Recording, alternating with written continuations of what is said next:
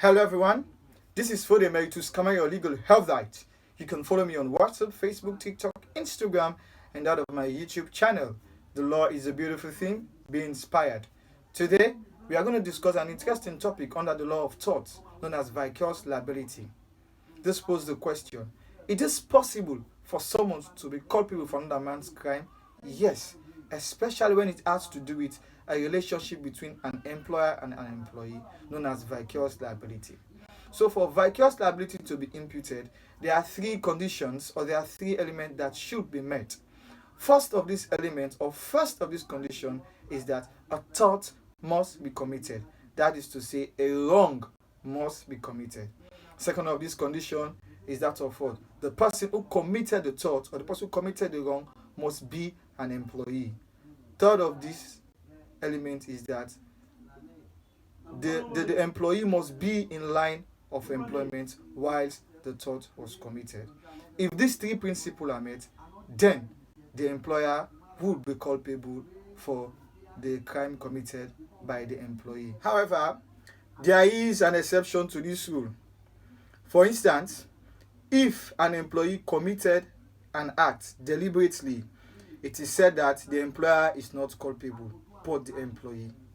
And also, another exception is that if the employer decides to go beyond his scope of employment or beyond his line of employment.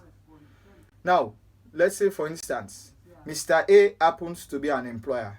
He employed Mr. B to transport goods from Freetown to Bo. And Mr. B have a girlfriend in McKinney. And whilst he was asked to transport the goods to Freetown from Freetown to Bo, he decided to visit his girlfriend in McKinney. In the process of transit to McKinney, he got an accident that led to what? To serious damages to other persons. In this situation, Mr. B is said to be culpable, not Mr. A, who happens to be the employer. Because Mr. B what? Goes beyond what? His line of employment. As stated or as requested by Mr. A, Mr. B was asked to transport goods from Freetown to Bo, not from what? From Freetown to McKinney. So in this situation, if the employee goes beyond his line of employment or his scope of employment, then we say what? The employer is not culpable for such a crime.